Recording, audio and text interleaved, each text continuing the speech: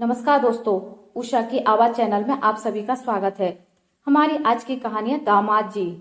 अजीत आज शादी के बाद पहली बार अपनी पत्नी को लेकर ससुराल जा रहा था। पढ़ाई लिखाई में अच्छा होने के चलते उसे सरकारी नौकरी मिल गई थी। सरकारी नौकरी लगते ही उसे शादी के रिश्ते आने लगे थे। उसके गरीब माँ बाप भी चाहते थे कि अजीत की शादी किसी अच्छी जगह हो जाए। अजीत के गांव के एक बिचौलिए ने उसका रिश्ता पास के शहर के एक काफी अमीर घर में करवा दिया। अजीत तो गांव की ऐसी लड़की चाहता था जो उसके माँ बाप की सेवा कर सके, लेकिन पता नहीं उस बिचौलिए ने उसके पिता को क्या घुट्टी पिलाई थी कि उन्होंने तुरंत शादी के लिए हाँ कर दी।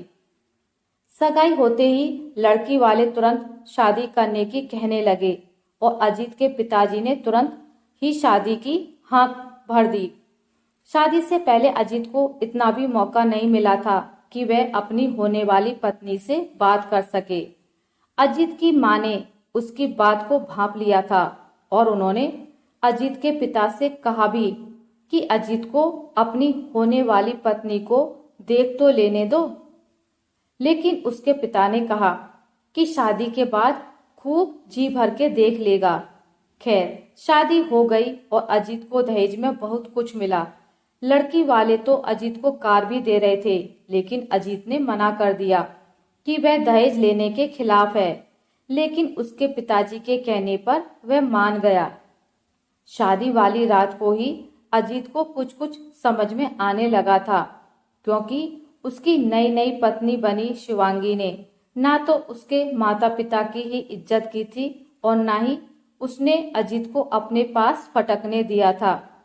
अजीत ने शिवांगी से कई बार पूछा भी कि तुम्हारी शादी मुझसे जबरदस्ती तो नहीं की गई है, लेकिन शिवांगी ने कोई जवाब नहीं दिया। शादी के तीसरे दिन अजीत अपनी मां और पिताजी के कहने पर एक रस्म के मुताबिक शिवांगी को छोड़ने ससुराल चल दिया। अजीत और शिवांगी ट्रेन से उतरकर पैदल ही चल दिए। अजीत की ससुराल रेलवे स्टेशन के पास ही थी। रास्ते में शिवांगी अजीत से आगे चलने लगी। अजीत ने देखा कि दो लड़के मोटरसाइकिल पर उनकी तरफ आ रहे हैं। वे शिवांगी को देखकर रुक गए और शिवांगी भी उनको देखकर काफी खुश हुई।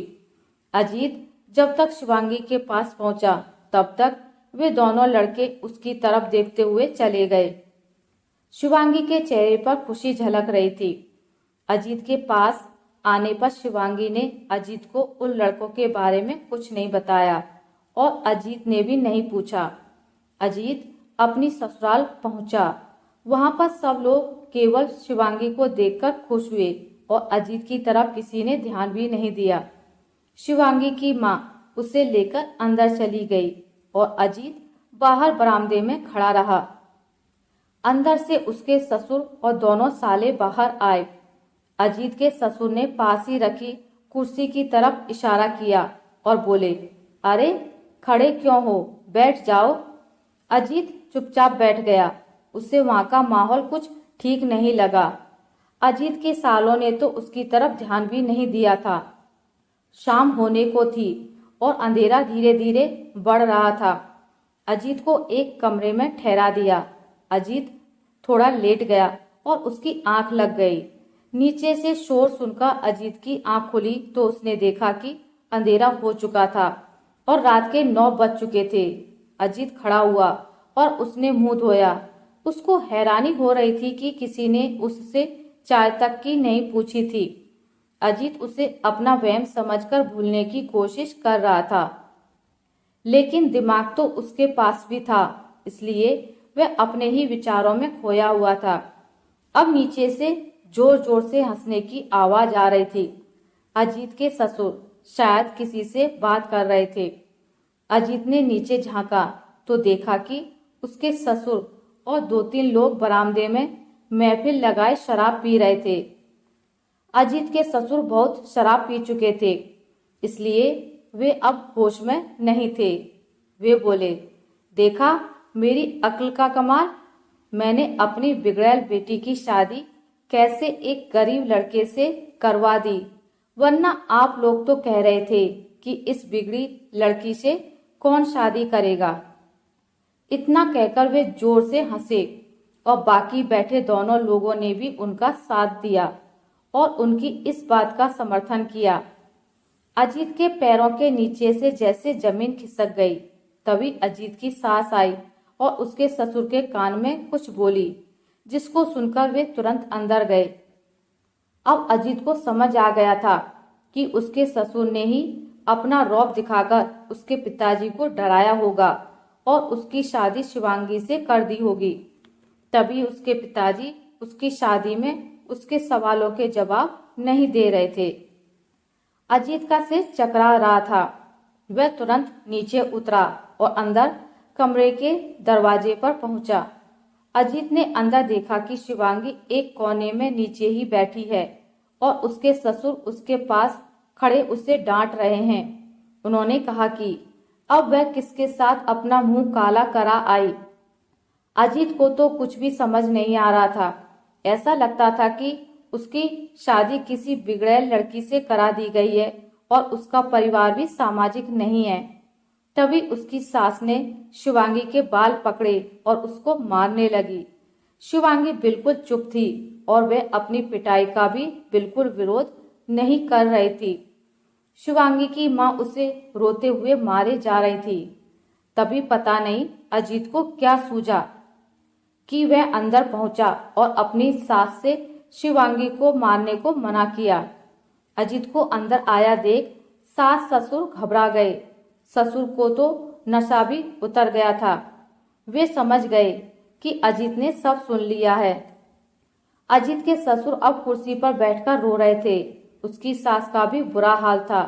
तभी अजीत के ससुर एक झटके से उठे और कमरे से अपनी 2 नाली बंदूक ले आए और शिवांगी की तरफ तानकर बोले, मैंने इसकी हर गलती को माफ किया है। बड़ी मुश्किल से मैंने इसकी शादी कराई है और अब यह मुंह काला कराकर पता नहीं किसका पाप अपने पेट में ले आई है। मैं इसे नहीं छोड़ूंगा। तभी अजीत ने उनके हाथों से बंदूक छीन ली और एक तरफ फेंक दी। वह बोला, चलो शिवांगी, मेरे साथ अपने घर चलो। शिवांगी ने झटके से अपना चेहरा ऊपर उठाया। अजीत की बात सुनकर उसके सास ससुर भी चौंक गए। अजीत के ससुर बोले, अजीत, तुम शिवांगी की इतनी बड़ी गलती के बावजूद उसे अपने साथ घर ले जाना चाहते हो? अजीत बोला, आप सब लोगों के लाड़ प्यार की गलती शिवांगी ही क्यों भुगते? इसमें इसकी क्या गलती है? गलती तो आपके परिवार की है, जो ऐसे काम को अपनी शान समझते हैं और उसको छुपाने के लिए मुझ जैसे लड़के से उसकी शादी करवा दी। अजीत थोड़ी देर रुका और फिर बोला, शिवांगी की यही सजा है कि उसे मेरे साथ मेरी पत्नी बनकर रहना पड़ेगा।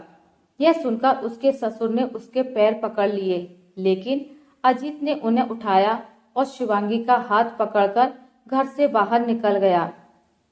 शिवांगी अजीत के पीछे पीछे चल दी। अजीत के ससुर तो हाथ जोड़े खड़े थे। अजीत और शिवांगी पैदल ही जा रहे थे। तभी उन्हें वही दोनों लड़के मिले जो उन्हें आते हुए मिले थे। अब की बार वे दोनों पैदल ही थे। शिवांगी को देख उनमें से एक ने शिवांगी का हाथ पकड़ने की कोशिश की तो अजीत ने उसे पकड़कर उसकी अच्छी खासी धुनाई कर दी। जब दूसरा लड़का अपने साथी को बचाने आया तो शिवांगी ने उसके बाल पकड़कर नीचे गिरा दिया और लातों से अधमरा कर दिया। थोड़ी देर में वे दोनों ही वहां से भाग खड़े हुए। शिवांगी का साथ देना अजीत को अच्छा लगा था। अजीत ने शिवांगी का हाथ पकड़ा और रेलवे स्टेशन की तरफ चल पड़े। घर पहुंचकर अजीत ने अपने माँ और पिताजी को कुछ नहीं बताया। अब शिवांगी ने अजीत के घर को इस तरह से संभाल लिया था कि अजीत सब कुछ भूल गया। शिवांगी ने जब उसके पेट में पल रहे बच्चे को गिराने की बात कही तो अजीत ने कहा, इसमें इस मासूम की क्या गलती है? शिवांगी अजीत के पैरों में गिर पड़ी और रोने लगी। अजीत ने उसे उठाया और गले से लगा लिया। वह बोला, शिवांगी, तुम्हारे ये पछतावे के आंसू ही तुम्हारी पवित्रता है। शिवांगी अजीत के गले लगकर रोए जा रही थी। दूर शाम का सूरज नई सुबह में दोबारा आने के लिए डूब रहा था। आशा करती हूँ आपको मेरी आज की कहानी अच्छी लगी होगी। अगर आपको मेरी कहानी अच्छी लगी है तो इसे लाइक करें, ज़्यादा से ज़्यादा शेयर करें, और अगर आप मेरे चैनल पर नए हैं तो इसे सब्सक्राइब करना ना भूलें। मिलते हैं एक नई कहानी के साथ, तब तक के लिए नमस्कार।